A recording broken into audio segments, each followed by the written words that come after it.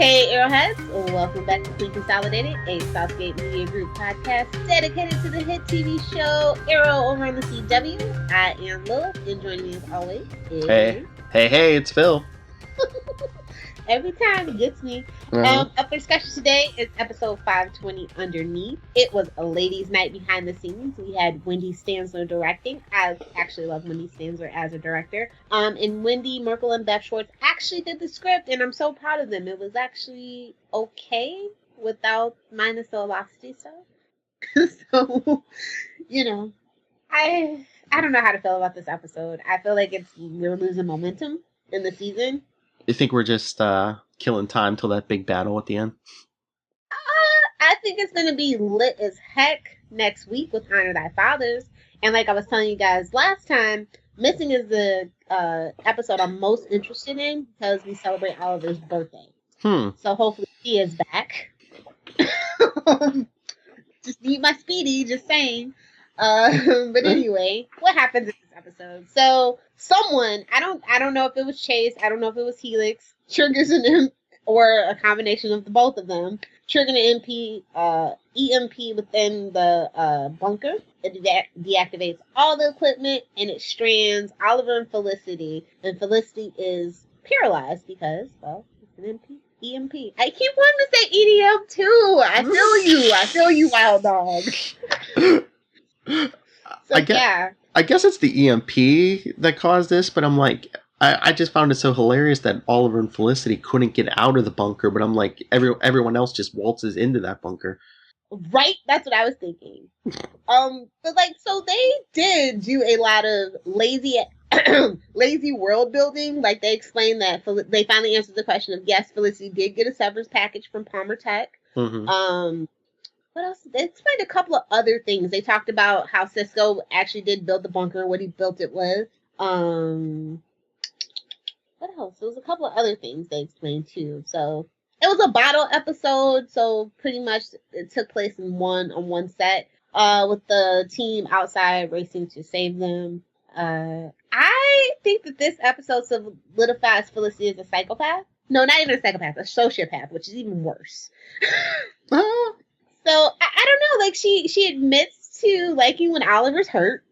She was so glib and superficial charm and just all these things that I've been thinking about Felicity. Like, I feel like the writers, when it comes to Felicity, they tell us one thing and they show us something completely different, and they're not aware of it. I think that she's just immature because she's like, oh, you got hurt because I was right. You were wrong. Uh-huh. Yeah. And what are they doing to my Diggle family? Like, I didn't need them to be paralleling Velocity. I've always felt like Diggle and Lila had that mature love, the best relationship on the show. And again, where the heck is John Jr.? If we're going to make this big deal about changing him from Baby Sarah to John Jr., you better damn well show him. You know my theory.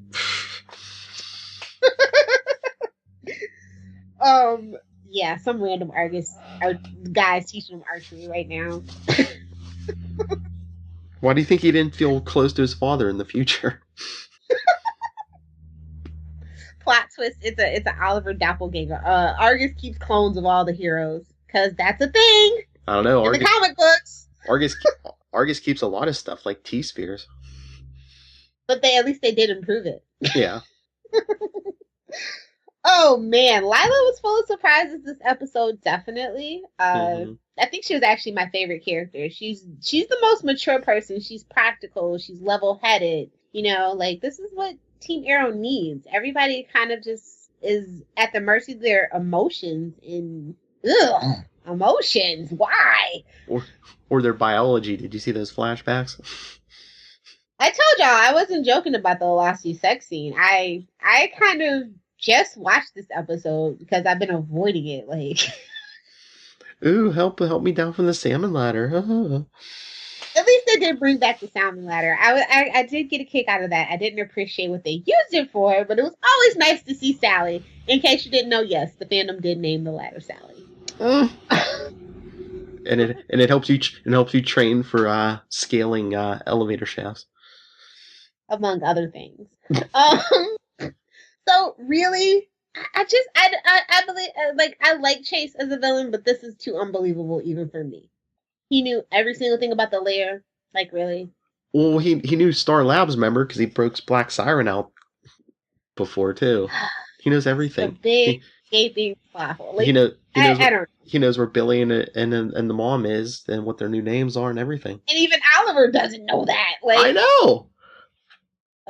that was so creepy. Like, I wanted him to be like a windowless van with like some ice cream. Like, that would have made it perfect. Fancy.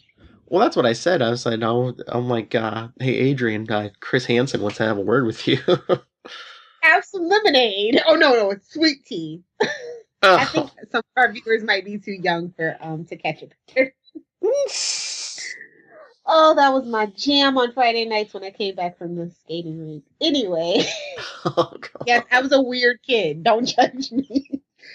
The flashbacks, oh my god, please season 6 don't be flashbacks like this. And no more Afghanistan flashbacks for Diggle either.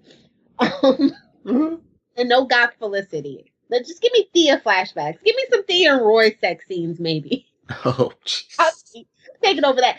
Oh, and I was like, they should have played Radioactive when they had the sex scene. Because I in my head, every time Oliver has sex, it has to have like Radioactive in it. The Laurel from season 1. Okay. Because all the sex scenes in this show are terrible. Or no, what's the song him and Sarah did it to when they were having sex in the bunker in season 2? Oh, I forget. Either Radioactive or that weird random song. But like everything, like why? Who needed that? Who was that for? The Velocitors. That's who that was for. I mean, we saw how season 4 turned out. We don't need to bring that mess into season 5. This is a rebuilding season. Yeah, but do you think the in a roundabout way, the writers are like maybe admitting some of their mistakes? Because I mean, even at the end, Felicity apologizes. It seems like a lot of the male writers are admitting their mistakes, but the female writers are doubling down. I feel like there's like a little bit of a civil war in the writers' room. And you can tell, like, if you just go back and analyze the episodes and who writes what, I'm just saying. I told you it was ladies' night. So, you know, I feel a little offended that it had to have a sex scene in it. Just saying. But Felicity apologizes for being a hypocrite, and I wouldn't see that coming from her this season. She didn't mean it. She's manipulative. Yeah, exactly. I'm saying. I know. I don't even know what to do with this episode. I'm very upset with the way they're taking Lila. Yeah. I feel like they're going to break up, and then Diggle's going to get with Dina. So that they don't have the Green Arrow, Black Canary catastrophe fiasco. Dude, they have some weird chemistry. I'm just saying. Well, yeah, because I mean, he's the only one they've been giving her scenes with, you know, like deep emotional scenes.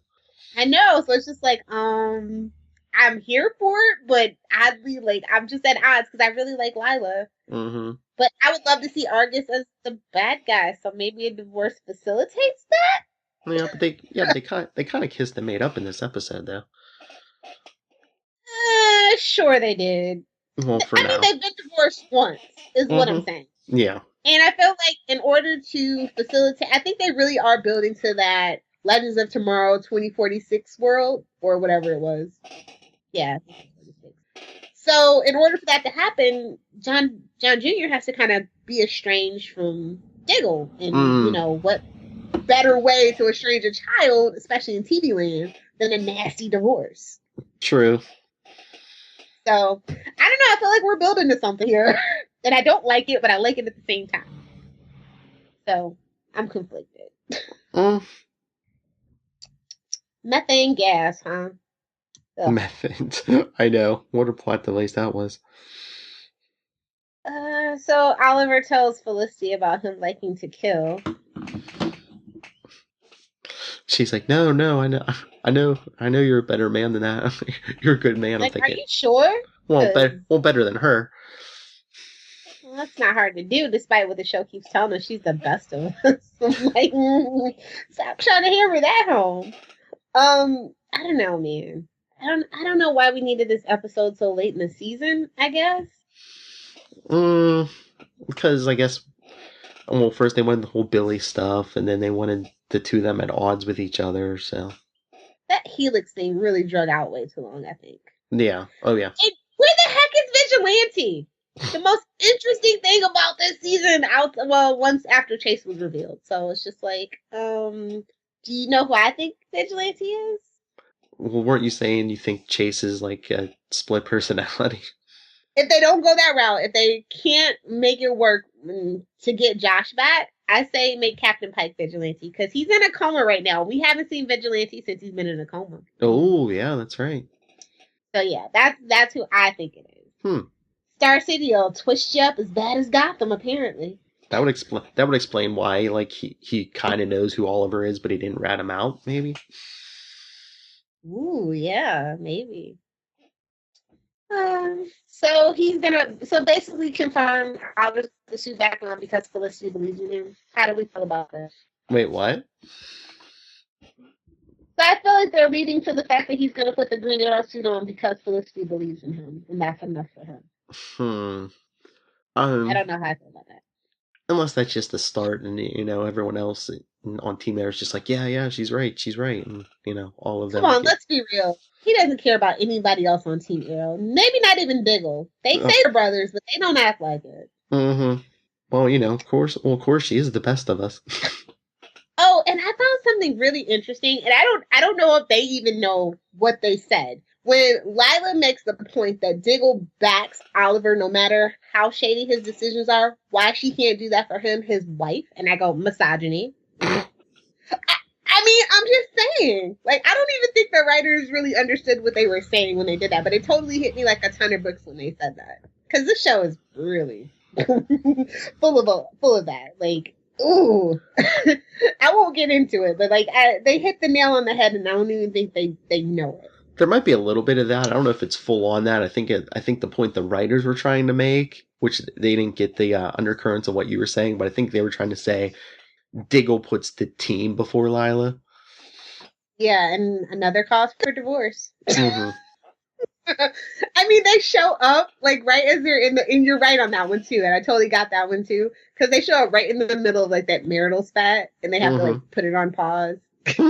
I thought I know I heard her yelling in there. Like that was awkward. Mm-hmm. Three little lost pups. What are they doing in there? I like how Bill's house is the default bunker when the bunker's under siege. Well, they had to go get every time. It's like Felicity's loft is way bigger. Curtis has a key, and she has text. Just saying. Just a lot of little weird things I noticed in this episode for some reason. And I did a lot of fast forwarding. Well, what did you think about what Dina said about how Wild Dog and Curtis will make a cute couple someday? I mean, he's fighting to get his daughter back. Yeah, that they're gonna be like Mohinder and Matt in with Molly in Heroes and House of M. I love that. So I don't mind. Like, one can be gay, one can be straight. They could just be like what is Jane talking about? Platonic life partners. Yeah. And I'd be okay with that. Or unless that's why Wild Dog's always so angry, because there's something he can't admit to himself. Oh, that would be interesting. Boy, this conversation is off the rails. Well, I mean, look at the episode. Oh well, I'm just at a loss. Yeah. Like, it was an okay episode, but I mean, they could have really made it amazing instead of okay, and I just don't know how they could have done it with the focus being on Oliver and Felicity. Like that was the pink elephant in the room that we needed to address, but I feel like this was way too late to be addressing why they broke up. Yeah. I mean, just saying. Well, I think I believe Curtis hit a nail on the head too. Felicity's a jealous old hag because she didn't like William because it did represent him having sex with someone, even though it was before her. She's had problems with that. She, I would never forget the line when he talks about Shadow, and she's like, "How many beautiful island girls were there?" or whatever that line was. I mean, it goes way back. I've had a problem with Felicity for a while now because it's not cute. She was like, she knew his 10th grade math grades. Like, that's stalkery behavior. I'm just saying. Oh yeah. I don't know. Anywho, I'll let this one go. Did you have a favorite scene? I don't know. I kind of chuckled at when Curtis and Wild Dog were trying to cut through the elevator, and he's like, "Wait, because the methane was down there." Almost set themselves on fire. Well, Curtis did get burned, but they almost burned themselves alive. Who are you, me? I don't know. It's just funny. Actually, my favorite scene is where Lila brings in the tea spear. Everybody's like, Chris, is that a tea spear? I was just waiting for Wild. I was just waiting for Wild Dog to say, "Dude, she has your balls." Right, missed opportunity. Mm-hmm.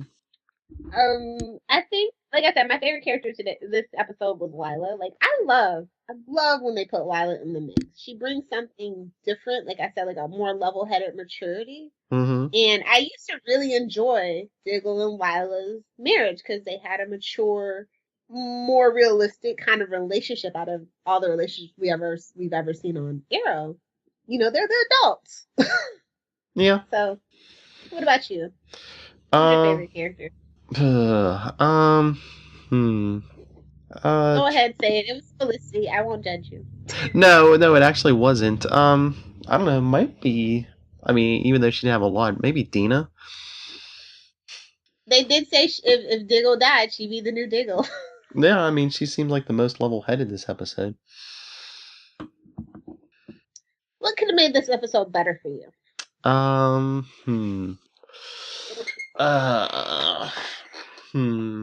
don't know. Just like maybe not have both of the main couples fighting and arguing this episode. Just focus on one or the other.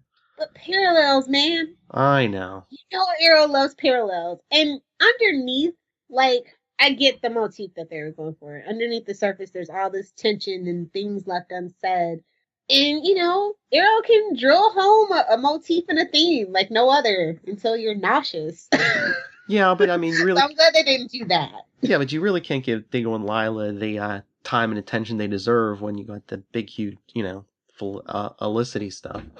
Well, that's the problem with Felicity. When that shows up, nothing gets the time and attention it deserves. Exactly. Which is why season 4 turned into what it turned into. Mm-hmm. So yeah, I totally agree. I hope that I'm rooting for Diggle and Lila to get back together, but I would really be interested, like maybe if we do get a season 7, we do like a time jump and we see the things that are leading to like that Star City 2046 world. Do you know what I mean? Yeah. So I think that would be a very interesting way to go. And if y'all want to take that idea, run with it. Just don't mess it up, or I will come for you. So, I don't know, like, I'm rooting for them, then I'm not. Yes. So, let's see, did you hear any funny lines? I don't, I'm sure that there might have been, but nothing's jumping out at me. Oh, just so we know, the flashbacks take place between Schism and Legacy. Duh. I don't know why they felt the need to put that. But shout out to the Beastmaster reference. I was like, oh yeah, he does have his nerd card. Mm-hmm. Can't be nerdy if you don't know Beastmaster. And I feel so bad for everybody in California who probably didn't get to watch this on Wednesday and probably actually watching today when we record, which is Saturday, because it got postponed for the Giants-Dodgers game. Which I would have rather watched. I was going to say, that might be a favor. So yeah, hopefully, you guys get to see it today, because I don't know. When things get postponed, you forget about it. So that's what a DVR is for. But I know a lot of people took Arrow off their DVRs. So, seriously, if we went thumbs up, thumbs down, would you give this a thumbs up or a thumbs down? Can we do the middle? Okay. Like, maybe we don't stab them. Maybe we just kind of put honey on their bodies and let the fire ants eat them.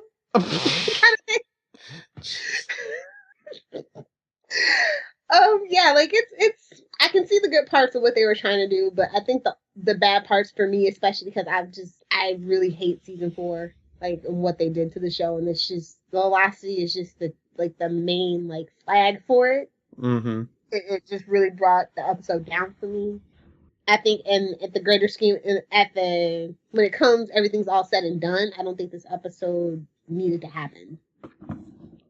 They're all strapped in for season 6. Bigger Arrow Cave than ever, apparently. Seems like it. Anywho, so yeah, I don't know. I give it a C plus. Wasn't amazing, but it wasn't like a complete failure. Mm-hmm. What about you? This one might have to go. I'll give it a B minus. Really? Yeah, I was bouncing between that and a C. I'll give it a B minus. We're so generous. See, we don't hold grudges too long. I don't know, that whole scene at the end in the elevator shaft got to me. Really? I don't know. It was kind of cool. Yeah. OTA. You always gotta have your OTA moment. Exactly. Original Team Arrow, for those of us that don't know. Although my original Team Arrow is Shadow, Slade, and Oliver. Living for season 1, man. Living for season 1. Well, we're gonna get part of that back. Yeah, maybe. He didn't keep his promises, so I'm not too happy with Slade right now. Anywho, let's see. Shameless plugs and self-promotion, big announcement we're going to hammer that big announcement home until they're sick of it. And then just go ahead and follow us everywhere. That's right, because Queen Consolidated will be no more next season. What?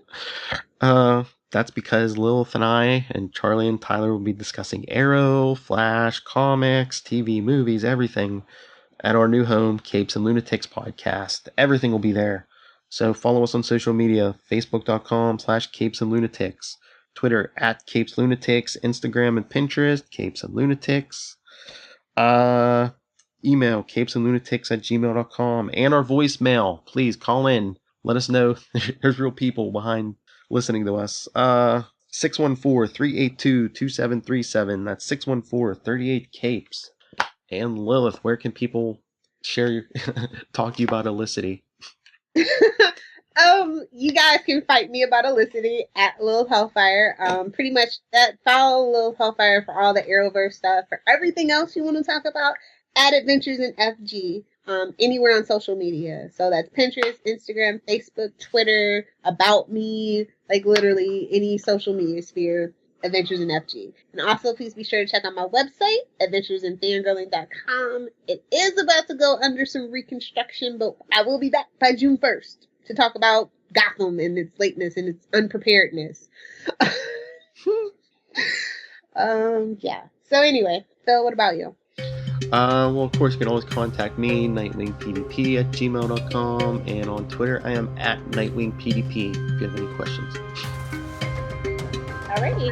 All right. I need to take a sec here. All right, everyone. Hopefully, you were able to find some enjoyment in this week's episode, and hopefully, this episode didn't blow you out of the series like a giant methane explosion.